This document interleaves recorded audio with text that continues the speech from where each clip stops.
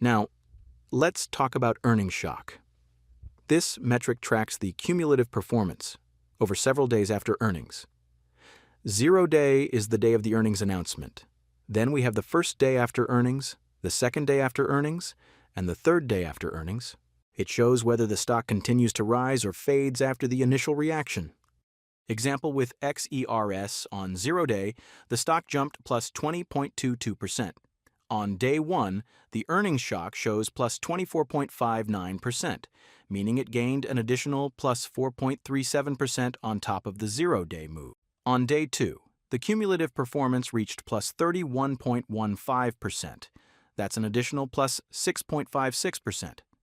And by day 3, the stock was up plus 32.97% in total, adding another plus 1.82%. So the earnings shock tells us not just the first reaction, but also how much the stock added in the following days. Thank you for watching. Enjoy the platform and don't forget to do your own research.